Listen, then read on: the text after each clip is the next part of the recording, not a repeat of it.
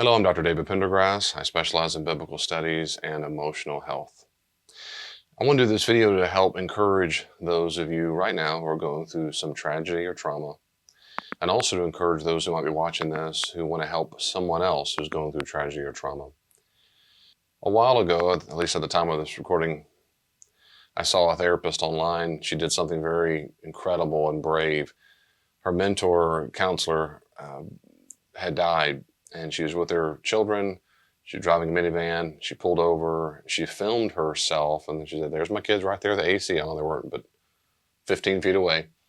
And she was weeping. And she said, "I want to show this video to help encourage people. This is what it looks like to weep." As I talk about my videos all the time, you're seeing it in real time, and here's what I'm going to do in the midst of my grief. I thought that was a fantastic video, almost like watching a surgeon do surgery on herself, and I thought it was great. This video is kind of like that.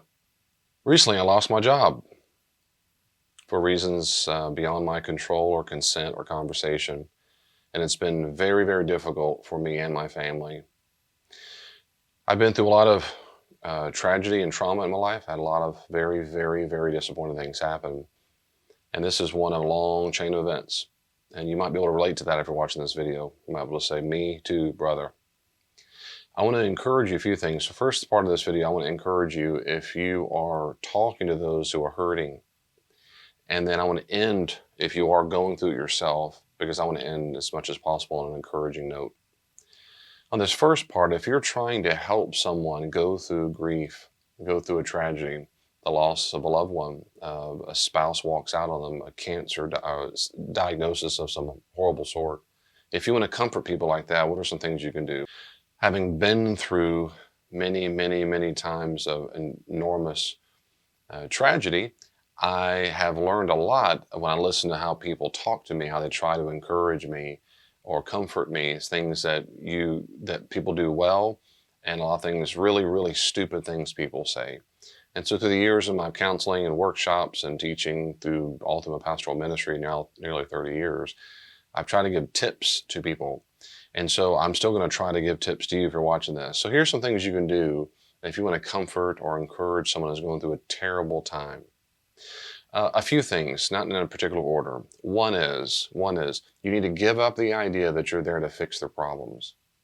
You need to completely let go of the idea that you can fix it at all. You have no business trying to make them feel better. When someone's feeling sorrow, what they need from you is safety, love, and presence. They don't need you to fix it. Now, safety, love, and presence heals.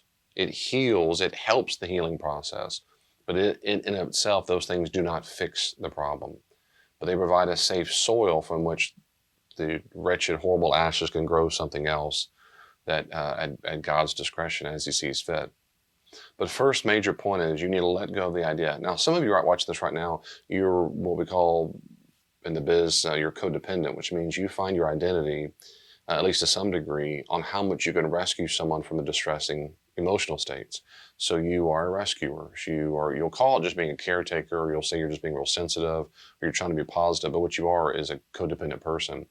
And so if that's you, when you're around someone's distress or heartache or pain, you find it very difficult not to say something. Your anxiety increases a lot. Your heart might race because I got to fix something. I got to just do something right now. If that's you, it's best for you just to shut your mouth.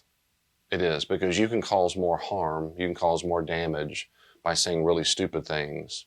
You're better off just being quiet. You're better off just not being around people like that. You might say, "I'm so sorry and I pray for you," and run away as fast as possible. But if you try what you can to fix them in the moment, you will cause more harm. Because what a person does not need in that moment is to be guided on how to look on the bright side. They don't need good theology in that moment. I'm going to come back a little bit. There's something you can do to help with that, but I'm not getting there just yet. But when you try to fix them, what happens is, to use a counseling term, is you're discounting them. So the part of that's really hurting, if you say, if someone dies, and you go, "Well, at least they're happy now. At least they're in glory. At least they're with Jesus." And no, they don't turn into angels. That's bad theology. But at least they're happy. No longer hurting.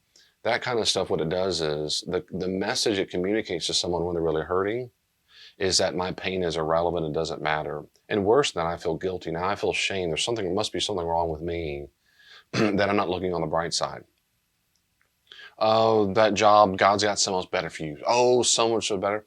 When you do that kind of stuff, the reason it causes more harm is because they were already very bruised and wounded, and you just kind of poured salt in the wound by saying, not only are you suffering from terrible despair, sadness, anger, rage, whatever, you should feel badly for feeling those things because you should be, again, looking on the bright side, you should be positive and so forth. That's precisely what they do not need. And I can't overemphasize, that's exactly what they do not need. 2, that's what you're not. 2, what can you do? You can be with the person. Now, let me give you some tips on how to be with a person who's been through tragedy. If the tragedy is really bad, the person in the moment is not thinking straight. They are what we call disassociating. The blood literally is the prefrontal cortex, the amygdala is skyrocketing, endorphins are firing through the body. So it's not the time for a sermon, a Bible lesson, the Greek, Hebrew, statistics. They're not going to listen. They can't listen well if it's severe tragedy, severe trauma, a crisis. What you need to be is a safe, warm place. Warmth, it means a degree of kindness and gentleness with the person in the moment. That is, the opposite of warmth and gentleness will be judging them. And even the implicit implication that they should be looking on the bright side is a form of judging them. That's how they're going to receive it. Whether you meant it that way or not, they're going to receive it that way. So the best thing for you to do is keep your phrases short and sweet. If you have to say anything, you say things like this. If you mean it. If you don't mean this, don't be a liar. Don't lie. They'll know you're a liar and it makes it worse. So if you can't mean these things, don't say it. I'm assuming you care about it because you want to care about their comfort. If not, go watch someone else's video. You can say this, I'm so very sorry. And if the person was wronged, you say that. You say what so-and-so did to you was wrong. It was unfair. You did not deserve it. What they did was wrong. I'm so very sorry. You did not deserve that. Once again, if you kind of smuggle in and show all that anxiety, oh no, but look on the bright side, there's always 2 sides of stories. When you do that stuff, you're going to cause more harm. So it's best you just close your mouth. Again, one more time, if you go that direction. The best if you open your mouth, you're going to say things like, I'm so very sorry you're hurting, and be with the person in the pain. Now, to be with the person means once you say that, if you even go say anything at all, is you just close your mouth and sit there in silence. You might say, I'm with you and you're not alone through this. There's a fantastic verse, not a lot of fantastic verses in my opinion of this book, the book of Job, but Job chapter 2. Job is a great and terrible and incredible book. But in Job chapter 2, after Job has all these things happen to him because the Satan, the accusing one, hurts him terribly on multiple levels, his friends come and they actually do something right. The first thing they do right is the next thing they do is it's horrible and wretched. The first thing right is it says they sat there in silence for 7 days and 7 nights. Now 7 is the perfect number in Semitic language, Mediterranean world. So for a certain amount of time, they sit there in silence. And it said because he was in terrible grief, terrible sorrow. Had they just done that, they would have been way better than what they do next, which is they start giving a bunch of explanations. You must have sinned. Somebody, right? You got to figure this out. There needs to be a cause. There needs to be a reason. That's when they get off, and that's where they say bad things. The friends have bad theology in the book of Job. If you don't know that, you need to know that. You don't go to the friends' speeches and go, that's why you come for your friends. They need to just be quiet, be present, but be present also means you're with them, not you're present for a few seconds. It's not a text. It means you're with them in the pain. You check on the next day, and the next day, and the next day, in a week. Particularly when someone dies, any tragedy, whenever something really bad happens, our most socially acceptable one is when someone dies. They'll send flowers, they'll cry and weep and whatever, and statistically, they almost never hear from people ever again. As pastor, what I would often do is when I did a funeral with someone, or if I didn't do the funeral, whatever, I put the anniversary of the death on my calendar so I could reach out again and say, I'm so sorry if today's a difficult day. I'm here. I prayed for you this morning. I'm here for you. And I only checked in once a year. It just reminded them that you're not alone. But even monthly, even for every 6 months. Now, because until the fog clears, they won't have anybody. They won't feel like they have anybody. They'll feel very alone. Tragedy makes you feel very lonely. So if you really want to comfort them, you'll say very short, encouraging things like, I'm so very sorry and whatnot. And then you'll usually just keep your mouth shut and be with them. You'll be present. You won't try to fix them. You won't try to rush them. I also love Romans 12:15. when Paul says to weep with those who weep, to rejoice with those who rejoice, but to weep with those who weep. He doesn't say give a Bible verse to those who weep. He didn't say do what you can to fix it for those who weep. He didn't say you need to hurry up and make them feel better. You didn't say tell them count their blessings. You didn't tell them go plant a flower with those who weep. He didn't say you'll find a better job soon for those who weep. He didn't say quote Ephesians 3:20-21 for those who weep. You need to weep with them. Again, if you can't do that, if you don't have empathy, if you don't have the warmth, then this isn't for you. I'm serious. And I'm not a fantastic cook, so I don't cook for other people unless I had to. But if you're really bad with people, if you're not good at being with comfort because that sorrow, that distress in the other person is so distressful to you, well, then you should just sit around them. I mean, pray for them, but you don't want to make it worse. But if you can do it, if you can stay in there and tolerate someone else near you, especially someone you care about, who's terribly upset and not try to fix it, you will be a golden friend because you'll be present, you will weep with them, and that's enough. When I was a child, my childhood friend who was in the same grade as I was, one of my brother's very best friends, he died. It was a tragic accident at a friend's home. And the night I found out, the night of all the stuff hit the fan and all the families, my parents got to his house very quickly. It was a very similar neighborhood. And I remember like it was yesterday, my mom walked in the door. I mean, you could still see his Spanish Espanol textbook because I was in Spanish with him. Stuff, his homework books were on the table when he left to go hang out with friends when the accident happened. But we walked in the door, my mom got there and she immediately started weeping. And the mom was already weeping, going in and out of weeping. And the mom, they just hugged and hugged and wept and wept and wept. I can see it so clearly. And in that instance, my mom she did well. She did well. See, if you fully grasp that pain can't be fixed by clever phrases and words, then you get it. Then you get it. You can't fix it.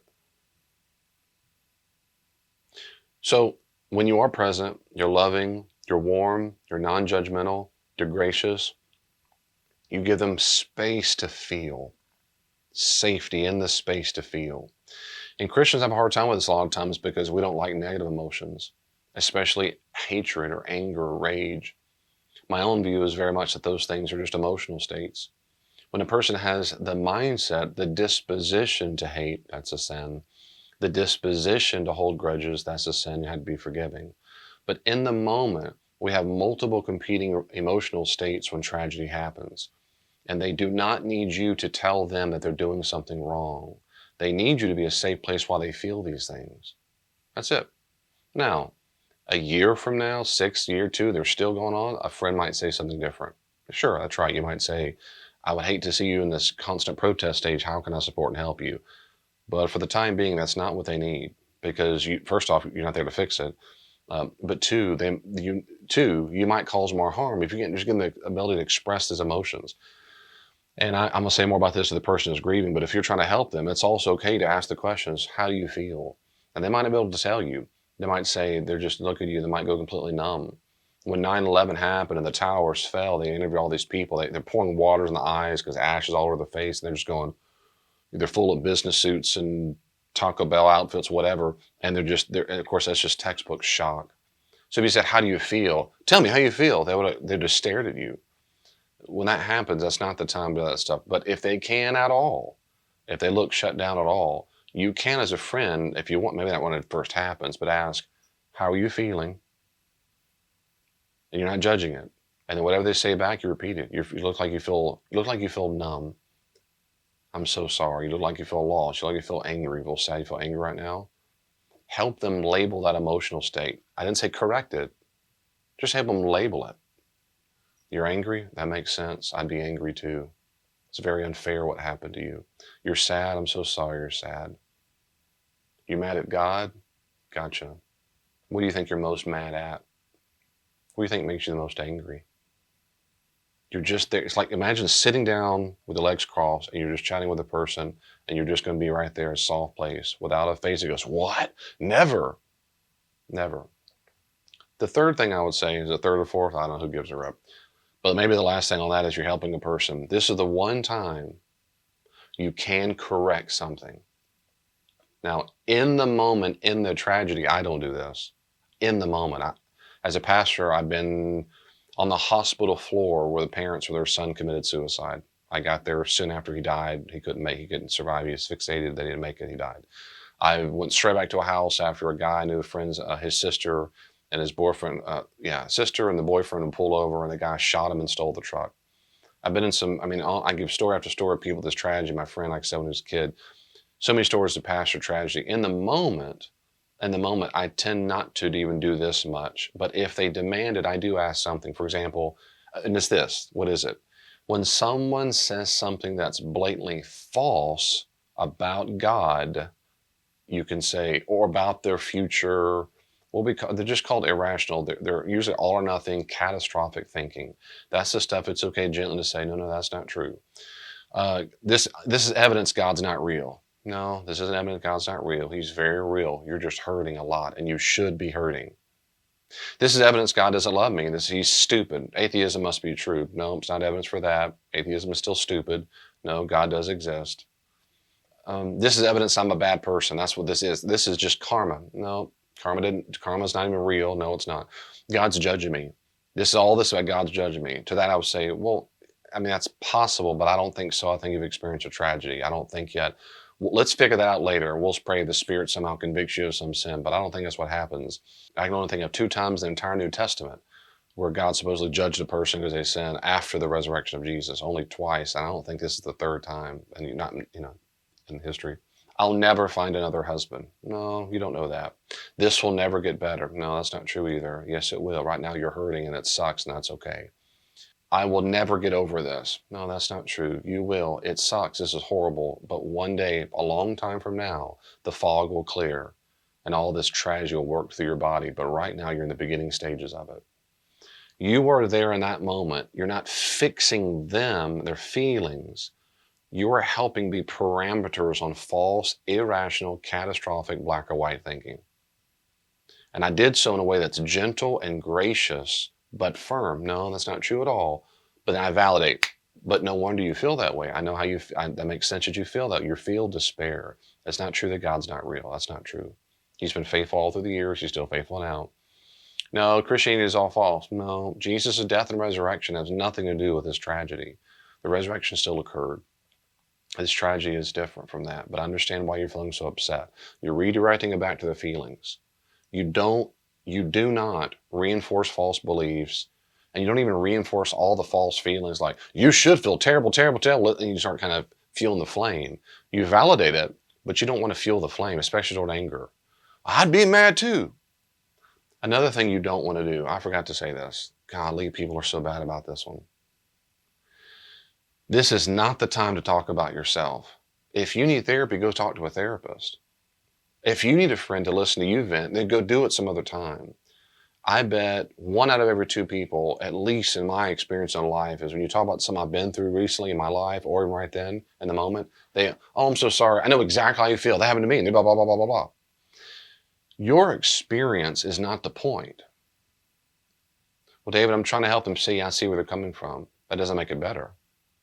That doesn't make it better. It just doesn't make it better. The only hint of that that's a little bit better is if you're looking at a person, and I've been there in the moment. I've introduced people to someone who lost their children, have died, or they commit suicide. I might introduce them to someone whose child died or committed suicide, and I'll do so privately and graciously, not in the moment, not on the hospital floor. I don't say, no, I'm going to talk to Bob. Bob's going to fix you. No. But as sooner than later, I'm going to get someone like an AA sponsor, and I'll say, can you please reach out to so-and-so? You have my permission. I'm going to reach out. And then I'll say, hi, my name is Doug. So-and-so told me about your situation. I want to say, my son also killed himself, committed suicide. It was the worst experience of my entire life, and you can make it through, and I'm here for you. I'm here. I can't think of a single emotional state that you probably want to have yourself. And all I'm saying is I'm here to support you. I'm not a walking angel.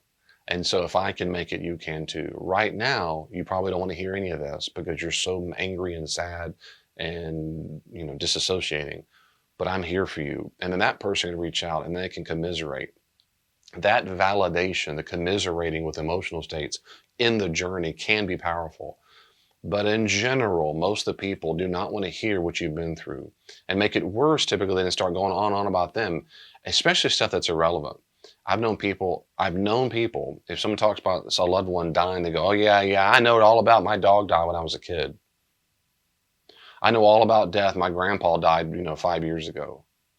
I mean, that's some of the stupidest things you can say. You don't know what it's like to lose a child. You don't know what it's like a child because a dog died. It's just a very self-centered, egocentric way to make it about yourself a little bit. Now, once again, if it triggers the trauma in you, which is common too if you've been through a severe tragedy, and you're simply venting for a second, that's the first thing I said is you need to go talk to a therapist. In this moment, that they're not there to be your sounding board. You need to understand in the moment you're only there for that person. You're not there for them to meet your needs. You're there to hopefully try to meet some of their needs. So, okay, back to what you can do. You can help control false beliefs. What else can you do? This is the last thing I think the last thing. I always tell people, and I've done this many, many times. When you check up on them, you can gently and firmly encourage them to do basic routines. So if you say something like, how's your sleep coming? And they don't sleep at all. And you might say, have you talked to a general practitioner yet? Or have you gotten some melatonin? Have you gotten some sleeping aid? Have you got anything else? No, no, no, no. Okay, well, I'll bring you some. No, it's okay. Nope, I'm on my way. I'll see you in a little bit. Have you been eating? Nope, not at all. Okay, you like burgers? All right, I'll see you there in an hour. Are you bathing? Let's get about. I can't be there and help bathe you. I mean, I guess it depends on the person. But you don't know. Brother, sister, I love you. It's really important. Make sure to some degree, if you can, have some routine as much as just something for as much as you can is going to help. And I'll come back to that in a second. But that's okay to gently encourage, not fuss, not judge, not fix. Here, 18 things I would do. Here's what you need to do. You need to reach out to so-and-so, reach out to so-and-so, reach out to so-and-so, reach out. Again, it's not your job. But about survival things, basic hygiene, basic survival, yeah. Or to some degree, even better than those things, if possible, is just show up at their door with some food. Show up and go get the flip pop and say, hey, would you walk with me around the block just one time? And then, I don't want to. I know you don't. I do. Please just walk with me just one block. That's it. We'll come right back. And then make them go outside and walk around the block a little bit. You get the body going. It'll be helpful if they choose to do it. If they're that depressed, they get in a horrible state, yeah, they might need to go to the hospital. And you can take them to the hospital and say, they're in a severe depressed state, and here's what happened, and so forth. And at least you can try that. If you're going through a tragedy or crisis right now, I want to give you a few tips, some encouragement. I want to try to fix you. Kidding. 1, it doesn't matter what happened. If your body receives it as a crisis or a trauma, you will have a trauma response in your body. You do not need to diminish what you're going through. You need to acknowledge what you're going through. You do not need to diminish what you're going through. You need to acknowledge what you're going through. So, for example, when I was fired without cause, I had standard textbook trauma response. Standard. Body shook, endorphins flooded my body, and so I started shaking. Cortisol makes you shake. I immediately had a hard time focusing. A big fog came over because the blood left my prefrontal cortex. I began, in counseling terms, disassociating. Simultaneously to this shaky feeling and disassociating and numbness and memory loss came a sense of anxiety and almost a degree of panic of I need to hurry and do something right now, fix it right now. Another impulse that says take a deep breath and calm down. Another breath that want to cry all of a sudden. So all these competing impulses come up simultaneously. So like the woman counselor who did the video, I'm just showing you, I am doing a little bit right now, in fact, but I don't have it that raw because this happened a little while ago by now. But it is, what did I do in the moment? I did this. So the first is I acknowledged it. That's what I'm telling you right now. I acknowledged it. I paused after my wife was weeping and weeping. I hugged her and then we prayed. I paused and I said to myself, I'm in shock. I said, and if I didn't know how I was feeling because it was so jumbled up. I said to myself, like I'm talking to God, I don't know how I feel. And I looked at my body, literally I thought, is there something physiological I can describe? Because there's science that proves this works. You're distancing yourself from the emotional state. So I said, my body's shaking. Yep, my body's shaking. My body's shaking. Okay, that's endorphins. It's adrenaline. It's cortisol. It's adrenaline. Yep, yep. This is a shock response. I'm having a hard time focusing. I feel like I'm disassociating. I feel like I'm coming my body a little bit. I'm not really able to stay very present. That's disassociating. I thought, yeah, that's what I'm doing. By labeling these emotional and physiological states, they lose their power over me. It's the difference between being underneath a tidal wave and riding the tidal wave on top as it goes up and down. So I gave myself the kind of grace and warmth and love that I would want someone else to give me. I did it on the inside. I said that. I said, I'm shaking. I'm feeling upset. I'm feeling shock. This is what that is. My wife was able to tap into other emotional expressions much quicker than I was. I was numb faster. I was disassociated faster than she. But that's also because I have a lifetime of practice of disassociating, lifetime of practice of that. And I've got much better, but that's more my default mode. My wife's is different. So that's the first thing I did is I labeled it as best as I could. Not trying to rush it. What exactly a feeling do I feel right now? Nope. No, I'm in the bed. I'm numb. I'm confused. I'm shocked. The other thing is I did the basic bare minimum. So in that moment, okay, I've got to empty out my office. I need to get my stuff out right now. I need to get my key. I don't need to do calculus, which I can't do. I don't need to call everybody and their cousin. I don't need to make sure I do, where are we moving? All the horrible things they're going to have to decide. I've asked people who've lost loved ones and they've died. The first thing they feel there's a panic. Come on, I got to do something. I got to do something. I got to make sure I'm. So you want to take a deep breath and then ask, if you can, one simple question. What do I need to do right now? What's the bare minimum right now that I need to do? If you have a loved one near you who's not going through the same type of physiological emotional response, trust them to help you. You can even ask the question, what do I need to do right now just to leave the space to get to a safe space? If I can get to a safe space. Home, is it a restaurant, is it the hospital? What can I do to get to a safe space? And so you want to get to a safe space as much as possible. And then you don't want to make any decisions. You don't want to make any decisions unless you just need to, like, I need to go to the restroom and so forth. I need to eat some food. I didn't say you're hungry. You won't have appetite because adrenaline and the cortisol that fills your body makes your body not feel hunger. It's that fight, flight, free, falling response. So, but you do need to eat because otherwise you'll have lower calories. You have lower calories, you're going to have lower energy. Low energy is not good. It's going to increase the feelings of sadness and despair. So you want to eat something. And on that note, you want to eat something healthy-ish. You don't want to eat a dozen donuts. You don't want to have crack cocaine. You don't want to smoke weed. You don't want to get drunk. You do not want to substitute the feelings by trying to numb them or substitute them with a product that numbs them, a substance that numbs them. You don't want to do that. To be gracious and kind to yourself means to give yourself permission to feel whatever the feelings are going to be. Now, this is where if you're going to protest this, David, no, the feelings are too much, I'm going to feel overwhelmed. I guarantee you the faster you can get toward the sadness and other feelings of despair or distress, the faster you get to them and can experience them, the faster you're going to heal, which means this won't be a prolonged thing. Now, that can be minor, but serious, but minor, such as this. I know a therapist that I respect a lot. He said he had a dog for many, many years. I don't know how many, 12, 15, 17 years or something. And when the dog died, he was very, very sad. He said, what did I do? Well, when I found out that night, I wept as hard as I could. He said 2 or 3 hours. I cried as hard as I possibly could. I woke up the next day and I felt better. The point is the same thing. I gave myself permission to feel very sad. And like the floodgates opened up. He turned on the faucet, shh, and he cried as hard as he possibly could. And then he felt better. Now, that's serious, but it's minor compared to other things like the loss of a job suddenly or death of a loved one, friend, family, parent, sibling, child. I mean, right, there's progressive. But the point is, in all these instances, you don't numb it. It'll make it worse and prolong the pain.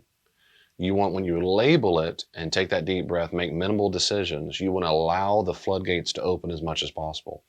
Now, what might come out of you is just more shock, right? Just more freezing. Let the freezing come for a little bit. Like, yeah, and just keep saying it. Boy, I feel shock right now. It's hard to stay present. I said it several times for 2 weeks after I got fired. I would say, I'm sorry, my memory's not good. I would tell people, sometimes I would say, I'm sorry, can you repeat that again? I'm having a hard time focusing. I just said it. I'm sorry, can you say it one more time? I have a hard time focusing. My wife graciously wrote down, 2 to 3 pages worth of notes and emails people flooded in of further things to do. I barely remembered it until I had to go back and look at that notebook. With about a week later on my mind, the fog cleared. So you can say things like that, but you want to let the feeling. So it might be fog you feel, it might be shaking, it might be anger, it might be sadness. You want to let them come up. And when you come up and you label them, you acknowledge them fully without judging them. You acknowledge them fully without judging them. So, for example, as a Christian, I know the one emotional state that is spoken against the most in the Old and New Testament is anger. That's why, like in James, anger does not produce the righteousness of God. Anger is not a fruit of the Spirit, and so forth. It's not. But we do feel anger. And so I want to acknowledge the anger. I want to be angry for the injustice done, but I want to and I want to, as a Christian, encourage you to make up your mind. I want to feel it. I want to get that anger out of my body, but I want to let that come out of my body so I don't stay stuck there. If anger stays there, you will take on a disposition of protest. That disposition of protest, of course, or using on therapy, it just means you have a grudge and you won't feel better. It won't make you feel better. You feel more empowered, you'll feel stronger, but you won't feel better. Because no matter what happens, whatever the tragedy is, beneath whatever those hard feelings of anger, rage, hatred, beneath that is deep sadness. Now, whether it's a loss of a dog, or loss of a child, I think the most serious pain conceivable, on that maybe a spectrum, these crisis or trauma responses in your body will be the same. It's just the intensity is worse. So they're less with a dog dying or so forth, or losing your favorite, whatever, versus the real severe ones like loss of a child. You will have the same kind of symptoms, but they will be harder, more intense, they're going to last longer. So my fog lasted about a week. I'm a little foggy still. My fog lasted about a week. But when you lose a child, it's normal for that fog to last about a year. It depends on the person, right? But in general, I had one guy whose son had committed suicide. That's exactly the way he said it. I used to check on him all the time. He was my neighbor. I used to check on him. I'll put my window down. I'll say his name, and I'll call him Bob. I call him by Bob. His name's not Bob. Bob, how you feeling? I checked on him all the time. Bobby goes, it's almost exactly a year, and he said, I'm feeling a lot better than I used to. He said, the fog is finally lifted. I said, I'm so grateful. I've been praying for you. I'm so sorry. That's exactly the way to say it. Now, what entails in that fog is different for each person. My only point is, when you've not diminished what you're going through, but you've acknowledged it, you're going to have these symptoms no matter what. And beneath all those symptoms, that shaking, all the stuff, the sad part beneath all of it is the core you really want to get to as quickly as you can, because you are sad. Now, why is that? Because any kind of tragedy or trauma causes not only nervous energy, like even bank robbery and so forth, nervous energy, it can make you cry, because crying releases anxiety as well, nervous energy, but it certainly releases sadness. And sadness is what we feel anytime there was a loss. So you do want to give yourself permission as much as possible to grieve. I've counseled numerous people who are not good at grieving. You need to go to counseling for that. There are books on that. There's ways to help. But the tips are, of course, deep breathing, and you say in your mind over and over and over, it's okay to cry. Whatever resonates with you. It's okay to cry. I'm sad. It's okay to grieve.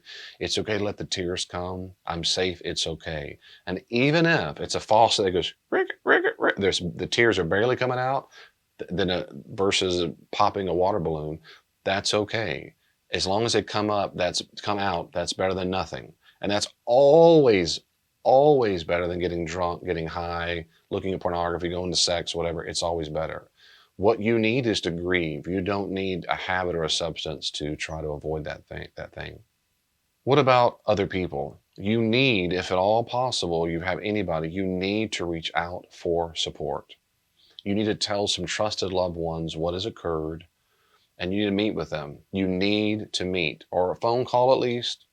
But if you meet with coffee, there's something about being in person with a person. If they hold your hand, or if they put your hand on their shoulder, a lot of guys put on the shoulder or give a hug, it will help heal you. It will not fix the problem, but it will help heal the wounds. And you want to try to find trusted Christian friends, certainly as a Christian, who understand even a little bit of emotional intelligence, who can practice what I preached in the first part of this video.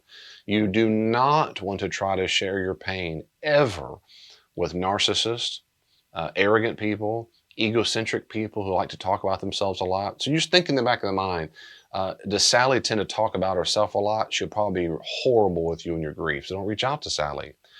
Is there anybody in your life that's ever seemed to have been a good listener who don't seem like they're going to be heaven or hell bent trying to change you and fix you? That's the kind of person. And if you don't have anybody like that, that's what good Christian counselors are for. Hopefully, maybe a Christian pastor. But you want to reach out to them and say, I'm really struggling. I'm really hurting. I'm feeling numb. Here's what happened. And this is going on. Now, when I say that, when you meet with the person, if they're safe and trusted, you do want to tell them what happened as much as you feel comfortable with. It will help you as you tell the narrative. When someone's looking you in the face and they're crying with you, or they're saying, I'm so very sorry, or they get angry for you, like that should never have happened. That was wrong. You will feel validated. It will help you heal some. So if you take the opposite approach and go, no, I won't tell you to, I don't want to burden you. I don't want to burden you. You're not helping yourself. God has designed it so that when we act like his children properly, then they can help heal us some by telling the story.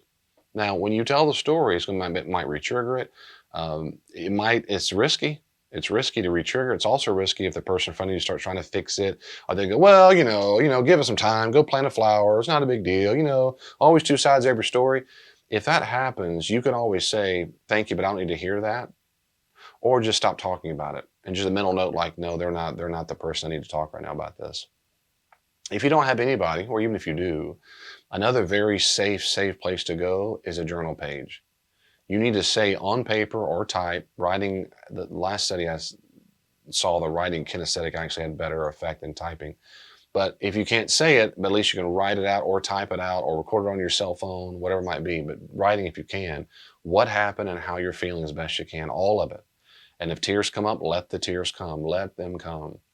Now, as a Christian, I don't do any of this in isolation from the Father, Son, and Spirit. So when I cry out to God on my journal page, I'm crying out to God on my journal page. I assume he's listening. A lot of times that's how I talk to him.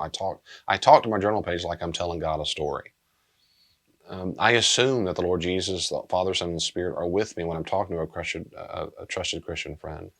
So this is not an isolation, but I assume it. I pray. I ask him for help.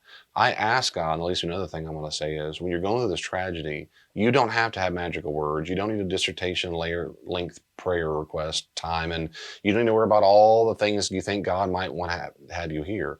You need to be honest and real and short and sweet. So my prayer request for a long time when I go through tragedy has been, Lord Jesus, please meet me where I'm at right now. Sometimes I'll say, I don't want to pray at all. I'm so very angry, or I'm so hurting, I don't even want to talk to you.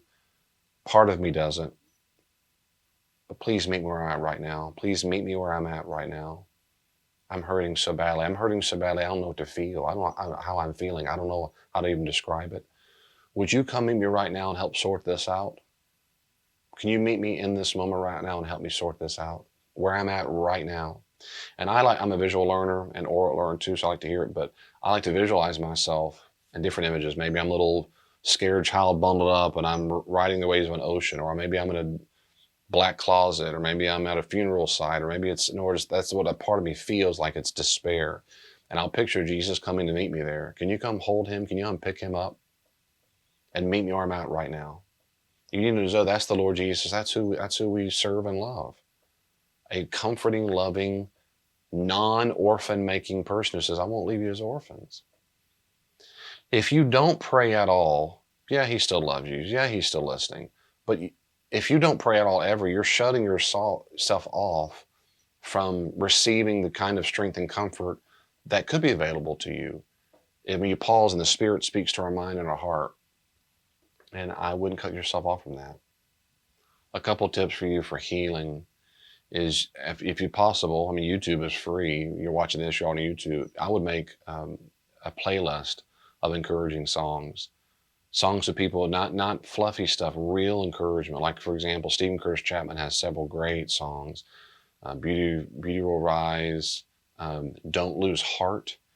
He has so many fantastic ones, because his little daughter was accidentally killed by his son in a truck, was driving up in the driveway, and she ran toward the truck and he couldn't stop in time and killed their precious daughter. And he went through the hell of tragedy of losing a child and wrote a fantastic, powerful, moving album There's some great songs by Stephen Curtis Chapman.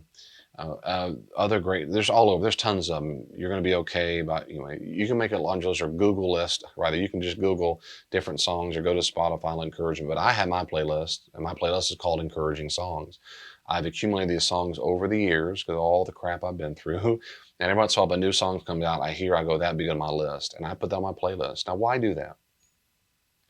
Because you need that truth to be put inside your mind as much as possible, because you will likely not think about it.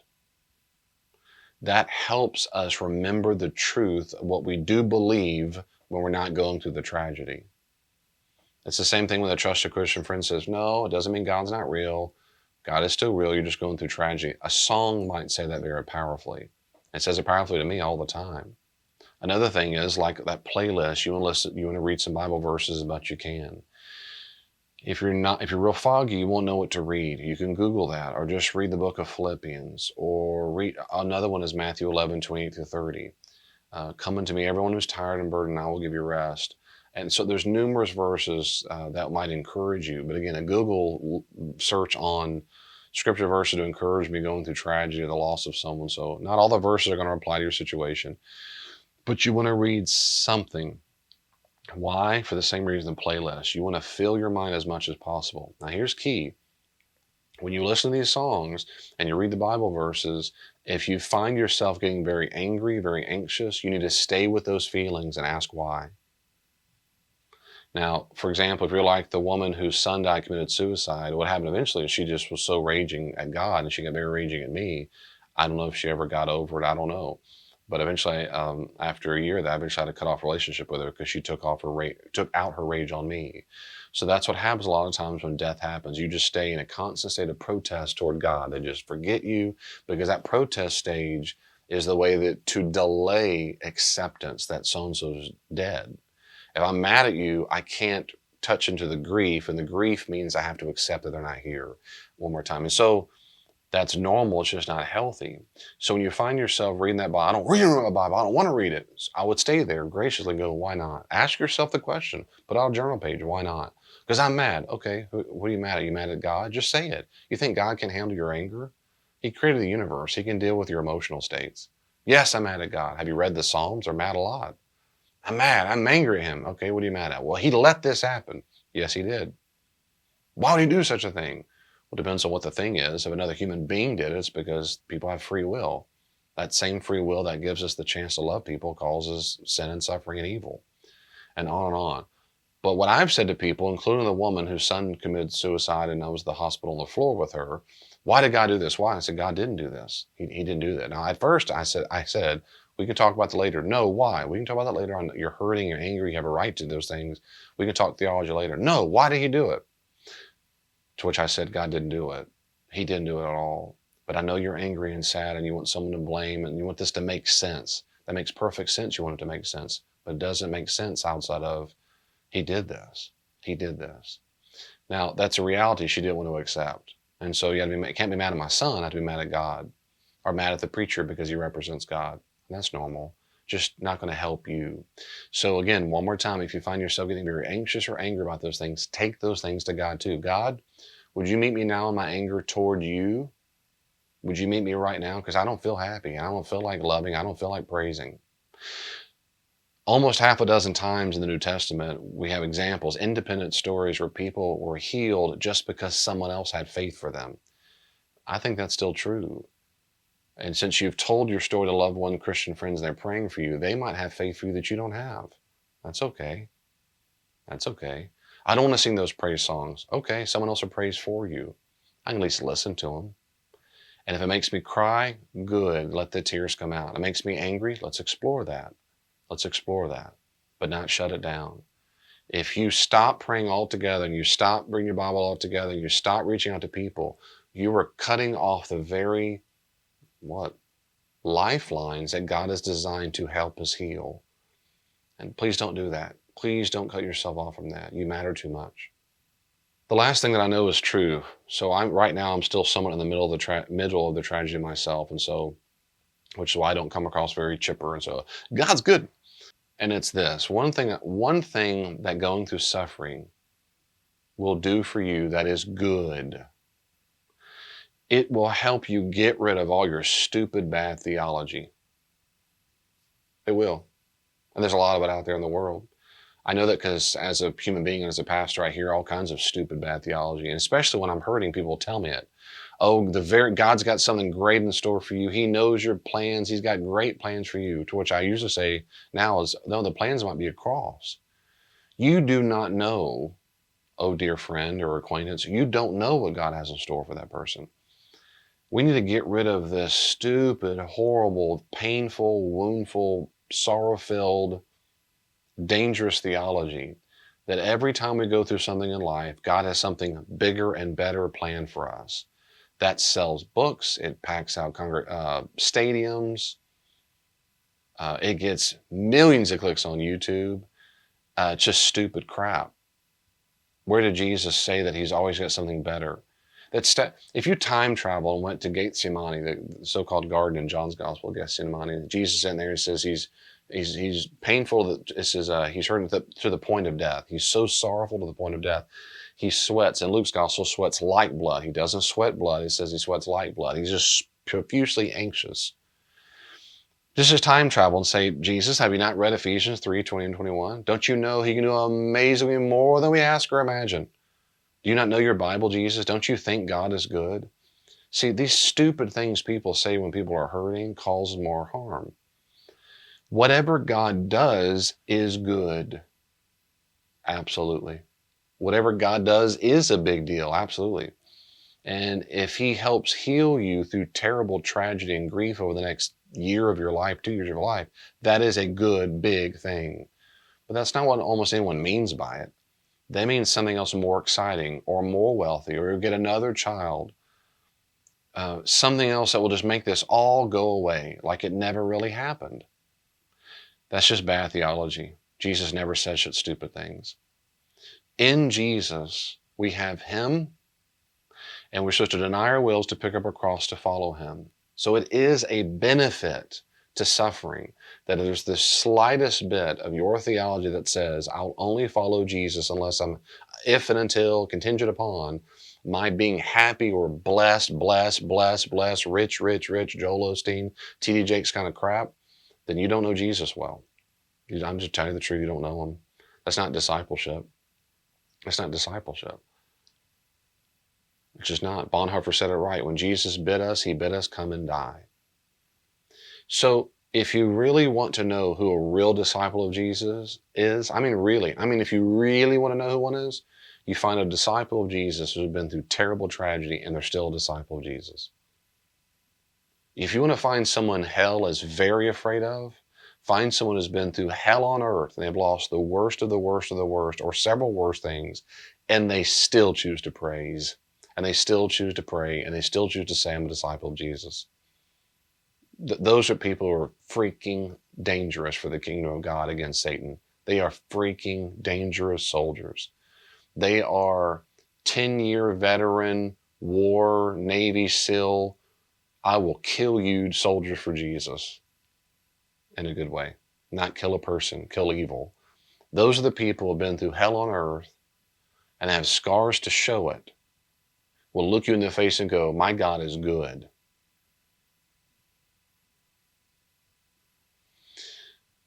So one of the good things about going through tragedy is it gets rid of all the bad theology. The problem with that, of course, is so many people, actually, of course, they just leave the faith. That's the evil suffering is the number one reason why people leave anyway, because their theology was not right. Their theology was, I'm going to be blessed. Theology, blessed, healed. My wife went time to a funeral of a largely Pentecostal church, and Pentecostals tended to emphasize this, you're going to be healed in his name. And she was up there at this funeral, and she was despairing. She said, I don't know what to do. I don't know what to say.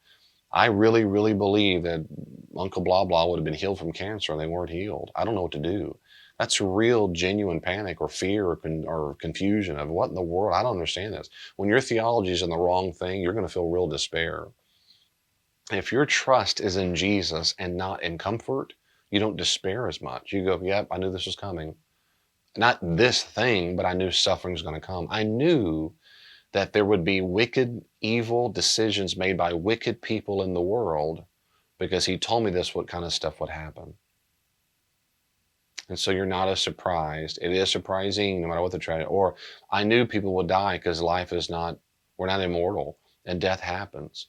Lazarus died in John 11. I mean, death happens. It doesn't minimize what we go through. That's not at all the point. My point is your theology is not in being healthy and healed and safe all the time. But yet people pray for that stuff. That's all they pray for, safety and healing, safety and healing. So it's a really good thing if you can get rid of bad theology. It's going to help your discipleship tremendously. Secondly, another benefit of going through hell on earth and suffering and trauma and tragedy and crisis is there are things you learn about God's character you would not learn otherwise. This is the way it is. You could not look at a person seriously and say, I know what it's like to be poor. I've been there and God supplied all my needs. He supplied all my needs. I don't just say I trust God. I do trust God.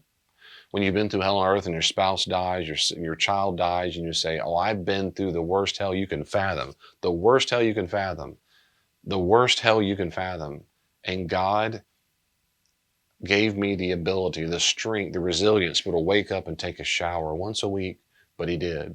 He let me have tears. He picked me up. He gave me the grace to feel all my emotions. That kind of person has learned things you can't learn by watching tragedy. You have to go through it to look back on the other side and say, let me tell you how my God is faithful. When you go through those moments in life, and if you really do let that theology sink in your soul, you will increase a powerful word in psychology. You will increase this, and it's biblical too, that is resilience. Or to use a biblical term, a translator would be endurance, perseverance. Your capacity to keep surviving tragedy after tragedy because you have done the proper things and God has sustained you through it. And what it proves is you're real hard to kill. It proves you're hard to kill. You might be a wounded warrior. You might be a lot weaker than you come across. But you still put on your armor and you still kept going. And God will use, if possible, if you'll let Him, He'll use this horrible tragedy to bless other people when you're not in the middle of the horrible storm. You'll be able to look back and say, oh, my Lord Jesus, I get it. I'm sorry, and I'm with you. I'm here with, and that person becomes a fantastic Christian friend. One last thing.